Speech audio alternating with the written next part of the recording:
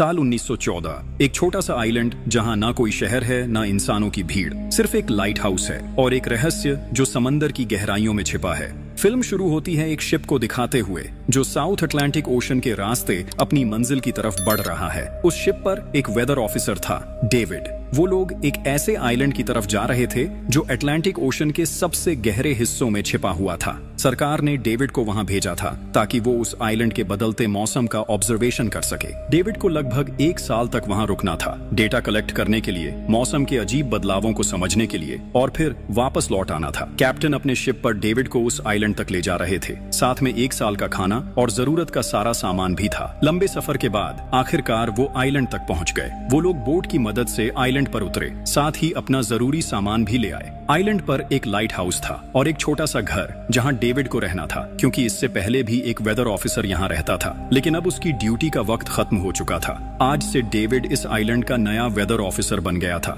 और पुराना officer Robert अब कैप्टन एक्सेल के शिप में घर लौटने वाला था। लेकिन उस घर में जाकर वो लोग हैरान रह गए। किसी भी इंसान का नामो निशान नहीं था। रूम के अंदर फर्नीचर बिखरे हुए थे, सब कुछ उल्टा पुल्टा था। शायद लाइट हाउस में कोई हो सकता है। कैप्टन और डेविड बिना वक्त गंवाए लाइट हाउस की तरफ बढ़ते हैं और वहां एक अजीब नजारा देखते हैं। पूरा लाइट हाउस तेज और नुकीले लकड़ों से घिरा हुआ था, जैसे किसी ने जानबूझकर उसे बंद कर दिया हो ताकि कोई भी अंदर ना जा सके। कैप्टन और डेविड ने लाइट हाउस का गेट कई बार नॉक किया, लेकिन कोई रिस्पॉन्स नहीं मिला। आखिर में उन्होंने गेट को जोर से धक्का दिया और अंदर घुस गए। लाइट हाउस के बिल्कुल ऊपर उन्हें एक आदमी मिला जिसका नाम ग्रूनर था। वो लेटा हुआ था। जब उन्होंने ग्रूनर से पुराने वेदर ऑफिसर के बारे में पूछा तो उसने काफी बेपरवाही से जवाब दिया, वो मर गया है, कोई भयानक बीमारी थी उसे। कैप्टन ने जब उससे डेड बॉडी के बारे में पूछा तो उसका जवाब और भी ज्यादा अजीब था, शायद किसी ने मार दिया होगा। ग्रूनर की बातें सुनकर डेविड और कैप्टन दोनों चौंक गए। उन्हें लगा शायद ग्रूनर की मेंटल कंडीशन ठीक नहीं है,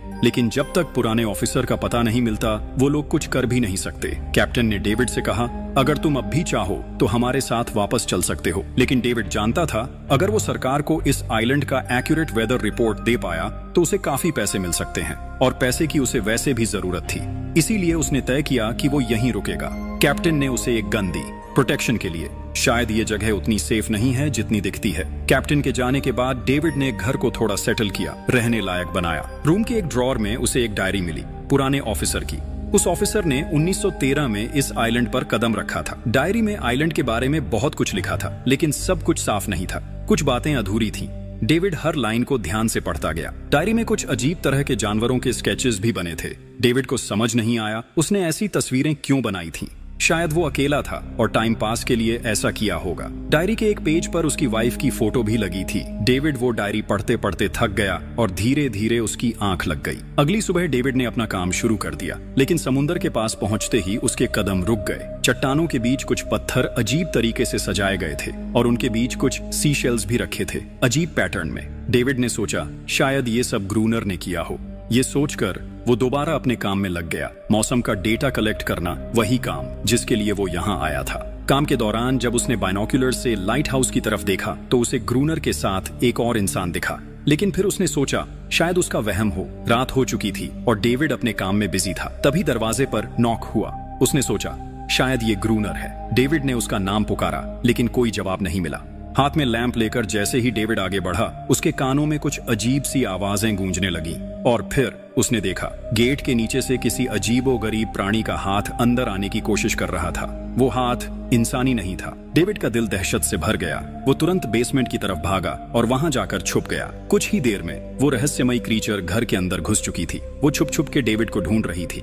बेसमेंट की एक छोटी सी क्रैक से उस क्रीचर की भयानक आंखें डेविड को घूरने लगीं। डेविड ने एक छुरी उठाई और जैसे ही वो आंखें उस क्रैक के सामने आईं, उसने पूरी ताकत से छुरी घुसा दी। वो क्रीचर चीख के भाग गई, लेकिन वो कभी भी वापस आ सकती थी।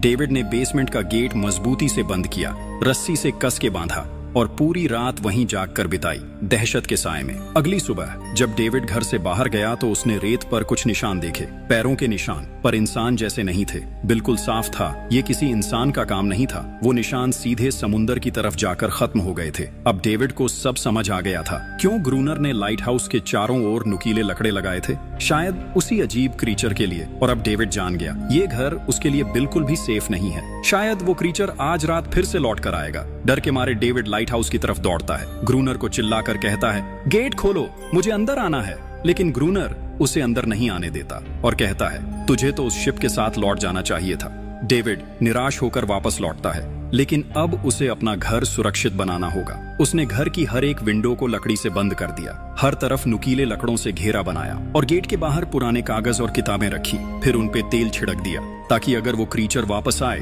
तो उसे आग से डरा के भगाया जा सके। लेकिन एक बात थी जो डेविड अब तक नहीं जानता था, और ये बात उसे आज रात पता चलने वाली थी। किस्मत से उसे घर के अंदर एक पुराना बॉक्स मिला। उस बॉक्स में एक गन थी और बहुत सारी बुलेट्स। ये देखकर उसे थोड़ी हिम्मत मिली, लेकिन डर अब भी जिंदा था। जैसे जैसे सूरज ढलने लगा, रात का अंधेरा हर तरफ छा गया। डेविड गन हाथ में लिए घर के एक कोने में चुपचाप बैठा था। उसकी सांसें तेज थीं। तभी एक अजीब आवाज सुनाई दी, और जब डेविड ने खिड़की की तरफ कदम बढ़ाया तो जैसे उसके पैरों के नीचे से जमीन ही खिसक गई। सिर्फ एक नहीं, पानी में से कई सारी वही अजीबो-गरीब क्रीचर्स उठती हुई नजर आईं, और सब उसके घर की तरफ बढ़ रही थीं। कुछ ही देर में वो गेट को तोड़ने की कोशिश करने लगे। डेविड ने तुरंत गोलियां चलानी शुरू की। कुछ क्रीचर्स गिर गए, लेकिन बाकी और भी ज्यादा हिंसक हो गए। वो अब घर के अंदर घुसने की कोशिश कर रहे थे। जैसे जैसे उनकी तादाद बढ़ने लगी, डेविड ने बिना वक्त गंवाए गेट के बाहर रखे कागजों और पुरानी किताबों को आग लगा दी। आग देखकर वो क्रीचर्स डर के मारे वापस समुद्र में लौट गए। लेकिन अब वही आग डेविड के घर तक पहुंच चुकी थी। घर में आग लग चुकी थी, और क्योंकि पूरा घर लकड़ी का बना था, आग बिजली की तरह फैल गई। डेविड ने तुरंत एक चादर में लपेटकर खुद को बचाया, गेट तोड़कर बाहर निकला और लाइट हाउस के पास एक बड़े पत्थर के पीछे छुप गया। उसका दायां हाथ बुरी तरह जल चुका था। किस्मत से उसी वक्त बारिश शुरू हो गई। आग धीरे धीरे बुझने लगी, लेकिन पूरी रात की बारिश के बाद भी सुबह तक डेविड अपना घर नहीं बचा पाया। पूरा घर जलकर लगभग राख हो चुका था। अब अगर डेविड को जिंदा रहना है तो उसे लाइट हाउस में पनाह लेनी होगी। उसने अपनी राइफल उठाई और लाइट हाउस के पास के पत्थरों के बीच छुप गया। जब ग्रूनर पानी भरने के लिए लाइट हाउस से बाहर निकला तो डेविड उसके पीछे पीछे चल दिया। इरादा था उसे गन पॉइंट पर ले जाकर लाइट हाउस के अंदर घुसने का, लेकिन अचानक जब ग्रूनर ने उस पर गन तानी, तभी एक अजीब सा क्रीचर जो ग्रूनर के पास ही था उस पर हमला कर दिया। वो क्रीचर ग्रूनर का रक्षक था। ग्रूनर ने तुरंत डेविड को रोका और कहा, ये मेरा पालतू है। डेविड ने गोली नहीं चलाई, लेकिन एक शर्त रखी, अगर जिंदा रहना है तो लाइट हाउस में रहने दिया जाए। उसके पास 1 साल के लिए काफी गन पाउडर था और इतना खाना भी था कि दोनों बच सके। ग्रूनर कुछ देर चुप रहा, फिर धीरे से हाँ कर दी। शाम होने से पहले दोनों बचा हुआ खाना लेकर लाइट हाउस लौट आए। अगली सुबह वो क्रीचर चुपचाप डेविड का हाथ चाट रहा था, जबकि डेविड गहरी नींद में था, और कुछ ही देर में उसका हाथ काफी हद तक ठीक हो गया। ये सब डेविड के लिए एक शौक था, लेकिन जो आंखों के सामने हो रहा था उस पर यकीन करना मुश्किल था। लाइट हाउस के टॉप पर डेविड ने देखा ग्रूनर उन बुलेट्स को काउंट कर रहा था जो उन्हें गन से मिली थी, और वो क्रीचर अपने तरीके से ग्रूनर की मदद भी कर रहा था। इसका मतलब ये था कि ये जानवर वायलेंट नहीं है। डेविड अब ग्रूनर से उसके बारे में और जानना चाहता था, और फिर ये सब दुनिया के सामने लाना चाहता था, क्योंकि ये किसी मिरेकल से कम नहीं था। एक अजीब सी फीमेल क्रीचर समंदर के गहरे अंधेरों से उनके सामने थी। अगर इस क्रीचर का सच दुनिया के सामने आता तो डेविड और ग्रूनर दोनों दुनिया भर में मशहूर हो जाते।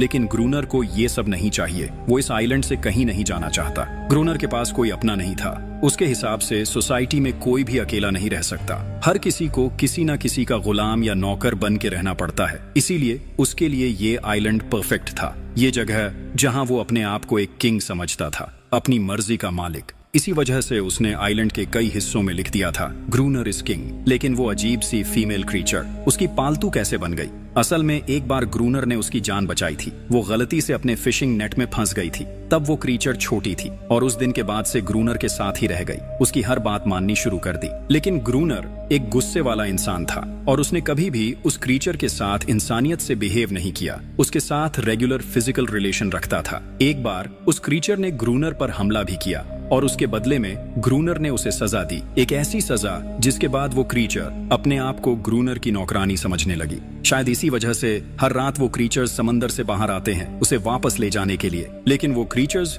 दिन के उजाले में अटैक नहीं कर सकते। खैर, डेविड अब यहाँ और नहीं रहना चाहता। वो किसी आने वाले शिप को सिग्नल भेजकर ये जगह छोड़ देना चाहता है, लेकिन ये काम इतना आसान नहीं था। ग्रूनर का कहना था कोई भी शिप इस आइलैंड तक नहीं आती, लेकिन डेविड उसकी बात पर विश्वास नहीं करता। उसे यहाँ रहना अब बिल्कुल भी अच्छा नहीं लग रहा। उसे यहाँ घुटन सी महसूस हो रही है। वो जल्दी से जल्दी ये जगह छोड़ना चाहता है। शाम होने लगी है। ग्रूनर उसे कहता है गन लेकर रेडी हो जा, क्योंकि वो क्रीचर्स कभी भी हमला कर सकते हैं। वो लाइट हाउस की लाइट ऑन करने के लिए तैयार हो जाते हैं और कुछ ही देर में समंदर से एक बड़ी तादाद में क्रीचर्स निकलकर बाहर आते हैं। वो लाइट हाउस की तरफ बढ़ते जा रहे हैं। ग्रूनर उन पर लगातार फायर करता जा रहा था, लेकिन डेविड पूरी तरह से डर गया था। वो लाइट हाउस के अंदर की तरफ पीछे हटने लगा।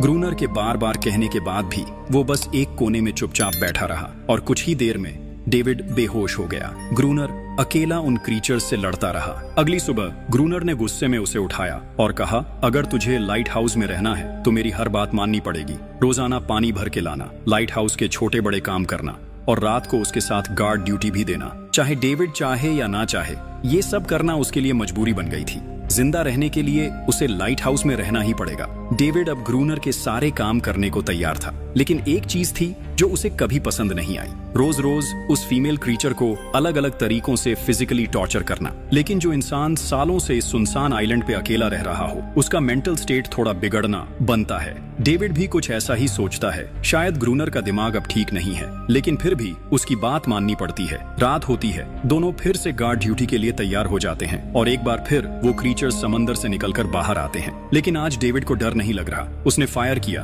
पर आज ग्रूनर कुछ भी नहीं करता। वो डेविड को बाहर छोड़कर लाइट हाउस का गेट बंद कर देता है और खुद चुपचाप अंदर बैठ जाता है, ताकि डेविड खुद सीख सके कि इन क्रीचर्स से कैसे लड़ा जाता है, वरना वो लड़ते लड़ते मर जाएगा। डेविड चीख कर मदद मांगता है, लेकिन ग्रूनर उसकी मदद नहीं करता। इसी तरह लड़ते लड़ते वो रात कट जाती है और सुबह हो जाती है। सुबह ग्रूनर ने देखा डेविड लाइट हाउस के गेट के बाहर खून में लथपथ बैठा था। अब उसने सीख लिया था इन क्रीचर्स से कैसे लड़ना है। उसके अंदर का डर जा चुका था। इसी तरह वक्त गुजरता गया, रातों को उन क्रीचर्स से लड़ते हुए और दिन भर ग्रूनर के लाइट हाउस के काम संभालते हुए। ये आइलैंड अब उसके लिए एक बंद घर जैसा हो गया था। वो हर वक्त ये सोचता रहता कि कब ये जगह छोड़े, कब आजाद हो। समय के साथ साथ डेविड का उस फीमेल क्रीचर के साथ एक अजीब सी दोस्ती बन गई थी। डेविड को उसके लिए अब बुरा लगने लगा था। अब उसे समझ आया था कि अपने लोगों को छोड़कर अकेला रहना कितना मुश्किल होता है। शायद वो क्रीचर भी कुछ ऐसा ही महसूस करती थी। डेविड ने उस क्रीचर को एक नाम भी दिया, एनेरियस। और फिर एक दिन उन्होंने देखा कि उन क्रीचर्स के अटैक्स धीरे धीरे कम हो रहे हैं। डेविड सोचता है शायद सर्दियों में वो कहीं और चले जाते हैं, जैसे वेल्स करती हैं, या फिर शायद उन्हें समझ आ गया था इन दोनों से लड़कर कुछ नहीं मिलेगा। लेकिन ग्रूनर ने उसे साफ कह दिया, बिल्कुल नहीं, वो फिर से अटैक करेंगे। अब वो खुद को रिप्रोड्यूस कर रहे हैं, उनकी तादाद बढ़ती जा रही है। कुछ और दिन ऐसे ही गुजर गए। एक रात डिनर के बाद ग्रूनर और डेविड ने वक्त काटने के लिए चेस खेलना शुरू किया, लेकिन यहीं पे ग्रूनर से एक बड़ी गलती हो गई। वो दोनों खेल में इतने उलझ गए कि लाइट हाउस की लाइट्स ऑन करना ही भूल गए और अंधेरे का फायदा उठाकर क्रीचर्स ने उन पे अटैक कर दिया। डेविड ने देखा वो क्रीचर्स अब ब्रीड कर चुके हैं। उनकी तादाद इतनी ज्यादा थी कि दो लोग मिलकर भी ज्यादा देर तक नहीं लड़ सकते थे। गन्स के बुलेट्स भी ऑलमोस्ट खत्म हो चुके थे। किसी तरह बचते बचाते वो लाइट हाउस के टॉप तक पहुंच गए, लेकिन इस बीच ग्रूनर के पैर में गहरी चोट लग गई। वो क्रीचर्स लाइट हाउस में घुसने की कोशिश कर रहे हैं और डेविड और ग्रूनर को कहीं से भी बचने का रास्ता नजर नहीं आ रहा। उन्होंने हार मान ली, लेकिन खुशकिस्मती से सुबह हो गई थी। जैसे ही सूरज धीरे धीरे उभरता है, वो क्रीचर्स लाइट हाउस छोड़ के समुद्र में वापस चले जाते हैं। अनारियस ग्रूनर के जख्म को ठीक करने की कोशिश करती है, लेकिन अब तक डेविड को समझ आ चुका था कि वो इन क्रीचर्स के साथ ये लड़ाई जीत नहीं सकते। बुलेट्स भी अब खत्म होने के करीब हैं। उनके पास खाना भी इतना नहीं है कि ये ज्यादा देर तक चल सके। अगले दिन खुशकिस्मती से जब डेविड लाइट हाउस के बाहर इधर उधर घूम रहा था, उसने समुद्र में एक जहाज देखा। वो जल्दी से अंदर से फ्लेयर गन लाया और जहाज को सिग्नल देने गया, लेकिन ग्रूनर ने उसे रोक दिया क्योंकि वो नहीं चाहता कि डेविड यहाँ से जाए। उसी वक्त अनारियस ने ग्रूनर पे हमला कर दिया। वो डेविड को ग्रूनर से बचाना चाहती थी। ग्रूनर किसी को भी ये आइलैंड छोड़ने नहीं देना चाहता। ये आइलैंड उसकी अपनी दुनिया है, जहाँ वो एक किंग की तरह रहता है, एक सर्वेंट है जो उसकी हर बात मानती है। वो इस जिंदगी को छोड़कर शहर वापस नहीं जाना चाहता और वो डेविड को भी जाने नहीं देना चाहता। इतने टाइम से अकेला रहने के बाद अब उसके पास कोई था जिससे वो बात कर सकता था। धीरे धीरे वो शिप डेविड की आंखों के सामने समुद्र में गायब हो गई। अब उसके पास कुछ भी करने को नहीं था। ऐसे ही कुछ और दिन बीत गए। ग्रूनर, डेविड और अनारियस दोनों के साथ अब भी बुरा बर्ताव कर रहा था, लेकिन अनारियस को वो खास तौर पे मारता था, जो डेविड को बिल्कुल पसंद नहीं था। एक दिन डेविड ने अनारियस को एक छोटी टॉय बोट गिफ्ट में दी, जो उसने वेल की हड्डियों से बनाई थी। शायद इससे अनारियस का मन थोड़ा हल्का हो जाए। लेकिन जब अनारियस ने उस बोट को देखा तो वो डेविड को आइलैंड के एक ऐसे कोने में ले गई जहां वाकई एक असली बोट रखी थी। जब डेविड ने उस बोट के बारे में ग्रूनर से पूछा तो उसने कहा, हाँ, उसे ऑलरेडी पता था कि आइलैंड के उस हिस्से में एक बोट है। कुछ महीने पहले एक आर्म्स स्मगलिंग शिप जो बहुत सारा गोला बारूद ले जा रही थी, समुंदर में आई तूफान की वजह से इसी आइलैंड के पास डूब गई थी। कुछ लोग इस आइलैंड तक बोट के थ्रू जिंदा पहुंच गए थे, लेकिन सुबह होने से पहले उनमें से कोई भी जिंदा नहीं बचा। सभी उस क्रीचर का शिकार बन गए। ये सब सुनते ही डेविड के दिमाग में एक प्लान आया। उनके पास एक डाइविंग सूट जैसा कुछ था। अगर उनमें से कोई उस सूट को पहनकर समुंदर के उस हिस्से में डाइव करे तो हो सकता है उन्हें कोई बुलेट्स या डायनामाइट मिल जाए, जिससे उन मॉन्स्टर्स से लड़ना आसान हो जाए। लेकिन ग्रूनर ने इस बात से सीधा मना कर दिया। वो उस समुंदर के पास भी नहीं जाना चाहता था, पर डेविड अपनी जान के खतरे पर भी ये काम करने को तैयार था। कुछ और दिन इसी तरह गुजर गए। डेविड और एनारियस के बीच एक गहरा कनेक्शन बनने लगा। डेविड उसे पसंद करने लगा था। ये सब ग्रूनर ने चुपके से देख लिया और उसी वक्त पहली बार उसके मन में ये ख्याल आया, शायद उसे डेविड की मदद करनी चाहिए। लेकिन ग्रूनर का असली इरादा कुछ और ही था। वो चाहता था कि डेविड उसकी मदद से समुंदर के नीचे रखे डायनामाइट के बॉक्सेस वापस सरफेस तक ले आए और उसके बाद उसे वही समुंदर में अकेला छोड़ दे, ताकि वो क्रीचर्स उसे मार दें। इस तरह डायनामाइट भी उसके पास आ जाएगा और एनेरियस फिर से उसकी गुलाम बनकर रह जाएगी। दोनों उस जगह पहुंच गए। डेविड ने डाइविंग सूट पहना और समुंदर के नीचे उतर गया। शिप पूरी तरह तबाह हो चुकी थी, लेकिन किस्मत अच्छी थी, उन्हें कुछ डायनामाइट के बॉक्सेस मिल गए। तभी अचानक सामने आ गए वो क्रीचर। डेविड घबरा गया और गिर पड़ा। आयरन डाइविंग सूट इतना भारी था कि वो हिल भी नहीं पा रहा था। वो ग्रूनर को ऊपर सिग्नल भी नहीं भेज पाया। ग्रूनर को लगा कि शायद वो क्रीचर्स डेविड को मार चुके हैं, लेकिन असल में वहाँ सिर्फ 2 छोटे बच्चे थे। डेविड ने पानी के नीचे प्रेशर बनाया और अपना डाइविंग सूट वहीं छोड़ दिया। वो सरफेस तक खुद तैर कर आ गया। उन्हें वहाँ कुछ पुरानी बॉक्सेस मिले जिनमें डायनामाइट थे। उन्होंने लाइट हाउस के आसपास 2 लेयर्स में डायनामाइट बिछा दिया, ताकि जब अगला हमला हो तो वो मॉन्स्टर्स को एक ही बार में खत्म कर सकें। कुछ महीने बीत गए और बर्फ गिरने लगी, लेकिन एक बार फिर वो क्रीचर्स गायब हो गए। अटैक बंद हो चुके थे। अब उनका मेन काम था लाइट हाउस चलाना और हमेशा की तरह पहरा देना। ग्रूनर का सब्र अब टूट चुका था। शायद एनेरियस ने उन मॉन्स्टर्स को डायनामाइट वाले प्लान के बारे में बता दिया था, इसीलिए अब वो अटैक नहीं कर रहे थे। ग्रूनर गुस्से से पागल हो गया और एनेरियस को पीटना शुरू कर दिया, लेकिन डेविड ने उसे रोक लिया। आखिर में दोनों ने मिलकर एक नया प्लान बनाया, लाइट हाउस का मेन गेट खुला छोड़ने का, ताकि जैसे ही वो क्रीचर्स पास आए डायनामाइट से उड़ा दिए जाएं। कुछ ही देर में वो क्रीचर्स समुंदर से बाहर निकलने लगे। वो सीधे मेन गेट की तरफ बढ़े और अंदर घुसते ही डेविड पर हमला कर दिया। डेविड भी हिम्मत दिखाता है और उन मॉन्स्टर्स से टकराता है। जैसे ही वो क्रीचर्स लाइट हाउस के पास पहुंचते हैं, ग्रूनर डायनामाइट का लीवर दबा देता है, लेकिन ब्लास्ट नहीं होता। डेविड ने उसका कनेक्शन खोल दिया था। वो उसे दोबारा जोड़ना भूल गया था। डेविड तुरंत ऊपर भागता है और डायनामाइट का वायर जोड़ना शुरू करता है। तब तक वो क्रीचर्स लाइट हाउस पर चढ़ने की कोशिश कर रहे होते हैं, जिन्हें सिर्फ ग्रूनर रोकने की कोशिश कर रहा होता है, अकेला। जैसे ही कनेक्शन पूरा होता है, डेविड पहला लेयर उड़ा देता है। कई क्रीचर्स ब्लास्ट में खत्म हो जाते हैं, लेकिन अभी भी काफी मॉन्स्टर्स लाइट हाउस पर हमला करने के लिए रेडी होते हैं। इस वजह से ग्रूनर दूसरा लेयर भी ब्लास्ट कर देता है। दोनों इस भयानक धमाके में बेहोश हो जाते हैं। अगली सुबह जब दोनों होश में आए, एनेरियस वहां नहीं थी। मरे हुए क्रीचर्स चारों तरफ बिखरे पड़े थे। ग्रूनर उन सबको मार रहा था जो जिंदा थे लेकिन जख्मी। तभी डेविड की नजर उनमें से एक के गले में लटके एक नेकलेस पर पड़ती है और उस मोमेंट पर डेविड को अपनी सबसे बड़ी गलती का एहसास होता है। जिन क्रीचर्स को वो अब तक वायलेंट समझते आए थे, वो भी इंसानों की तरह सिविलाइज थे, सिर्फ बोल नहीं सकते थे। शायद उनका लाइट हाउस पर हमला करना किसी वजह से था, लेकिन ग्रूनर के लिए ये सब बेकार बातें थीं। उसके लिए वो इस आइलैंड का किंग था और हर किसी को उसका हुक्म मानना पड़ता था। उस दिन के बाद वो क्रीचर्स फिर कभी वैसे अटैक नहीं कर पाए, लेकिन हर दिन समुंदर के किनारे से एक रोती हुई आवाज आती थी। डेविड को अब तक नहीं पता था कि उन्होंने कितना बड़ा नुकसान कर दिया था, कितनी फैमिलीज टूट गईं, कितने बच्चों ने अपने लोग खो दिए,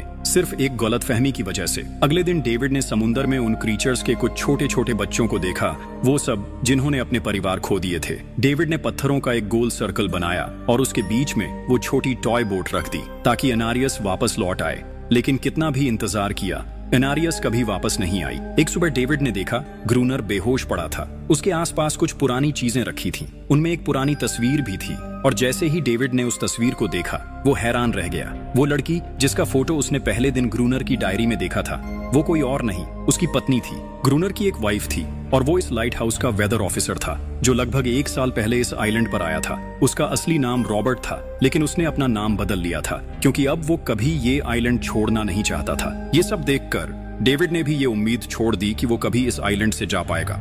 अगले दिन शाम को जब डेविड समुंदर के किनारे गया, उसने देखा कि उस सर्कल में रखी छोटी बोट अब वहां नहीं थी, लेकिन उसी जगह पर उसने एक क्रीचर का छोटा सा बच्चा देखा जिसके हाथों में वो बोट थी। डेविड ने अपनी टॉर्च उस सर्कल के बीच में फेंक दी ताकि वो दिखाए कि उसका इरादा लड़ने का नहीं है, उसे किसी को चोट नहीं पहुंचानी, वो उनके साथ दोस्ती करना चाहता है। कुछ ही देर बाद समुंदर की लहरों से अनारियस निकलती है और उसके पीछे पूरा क्रीचर्स का ग्रुप भी समुंदर से उभर आता है। लेकिन इस बार कोई भी डेविड पर अटैक नहीं करता क्योंकि वो भी अब शांति चाहते हैं। उनका इरादा सिर्फ एक सेफ जगह पाने का था, अपने बच्चों के लिए, जो हर एक जानवर करता है। उन्हें इस आइलैंड पे इंसानों की अचानक एंट्री बिल्कुल पसंद नहीं आई, इसलिए उन्होंने हर रात अटैक किया। लेकिन ये बात ग्रूनर को कौन समझाए, वो तो अब भी खुद को इस आइलैंड का किंग मानता है। ग्रूनर लाइट हाउस से बाहर आता है, हाथ में बंदूक लेकर। डेविड उसे समझाने की कोशिश करता है, ये क्रीचर्स लड़ना नहीं चाहते, ये शांति चाहते हैं। लेकिन ग्रूनर किसी की नहीं सुनता। वो अनारियस को चीख कर कहता है, अंदर चली जाओ। लेकिन ये पहली बार था जब अनारियस ने उसकी बात नहीं मानी, क्योंकि अब वो उसकी नौकरानी नहीं रही, अब वो सिर्फ एक माँ थी जो अपने बच्चों के लिए खड़ी थी। ग्रूनर अंदर से कमजोर महसूस करने लगता है क्योंकि अब कोई भी उसका हुक्म नहीं मान रहा था। गुस्से में उसने लाइट हाउस की तरफ कदम बढ़ाए। डेविड को लगा शायद ग्रूनर को अब समझ आ गया होगा कि हर एक जानवर आजादी चाहता है, कोई भी किसी का गुलाम बनकर नहीं जीना चाहता। लेकिन ग्रूनर समझदार इंसान नहीं था। जैसे ही वो लाइट हाउस पहुंचा, उसने सिग्नल गन से एक फ्लेयर छोड़ी जो सीधा जाकर एक छोटे क्रीचर के बच्चे से टकरा गई। उस बच्चे की तुरंत मौत हो गई। सभी क्रीचर्स डर के मारे भाग गए और अनारियस ने भी डेविड पर से अपना पूरा भरोसा खो दिया। गुस्से से पागल डेविड तुरंत लाइट हाउस की तरफ भागता है और ग्रूनर से टकरा जाता है, उससे लड़ने लगता है। क्यों किया तूने ये सब? ये लोग तो बस शांति चाहते थे। लेकिन ग्रूनर इतना वायलेंट हो चुका था कि उसने डेविड को मारने का फैसला कर लिया। हाथ में एक्स लेकर जैसे ही वो डेविड पर वार करने जा रहा था, डेविड ने उसे उसके असली नाम से पुकारा, रॉबर्ट। ये सुनकर ग्रूनर एकदम रुक गया। असल में रॉबर्ट ऐसा इंसान कभी था ही नहीं। इस आइलैंड पर आने के बाद उसकी मेंटल स्टेट लगभग टूट चुकी थी। अकेलापन, अपनी वाइफ की मौत और गहरा डिप्रेशन, इन सब ने उसे ऐसा बना दिया था। वो असल में कोई किलर नहीं था, वो एक अच्छा इंसान था। वो क्रीचर्स कभी लड़ना नहीं चाहते थे, वो बस शांति चाहते थे। ग्रूनर ने उन्हें सिर्फ इसलिए मारा ताकि वो खुद को पावरफुल दिखा सके। और अब ग्रूनर को अपनी गलती का एहसास हो चुका था, इसलिए उसने खुद को उन क्रीचर्स के सामने सरेंडर कर दिया और कुछ ही पलों में उन्होंने उसे मार दिया। डेविड लाइट हाउस के अंदर खुद को लॉक कर लेता है। वक्त ऐसे ही बीतता चला जाता है और 1 साल बाद आइलैंड पर एक गवर्नमेंट ऑफिसर आता है, साथ में एक नया वेदर ऑफिसर भी होता है। डेविड को वहां से ले जाया गया और अब नए गवर्नमेंट ऑफिसर ने इस आइलैंड पर वेदर मॉनिटर करना शुरू किया। लेकिन उस ऑफिसर को लगा कि डेविड ही ग्रूनर है और डेविड ने भी उनकी इस गलतफहमी को ठीक नहीं किया। वो चुपचाप बैल्कनी पर गया और खड़ा हो गया बिना कुछ कहे, क्योंकि अब वो भी इस आइलैंड को छोड़ना नहीं चाहता था, बिल्कुल ग्रूनर की तरह। इसी दौरान अनारियस भी अपने परिवार के साथ खुश थी। अब उन्हें किसी ग्रूनर जैसे आदमी का डर नहीं था। अब वो आइलैंड पर भी और समुंदर में भी आजादी से जी सकते थे।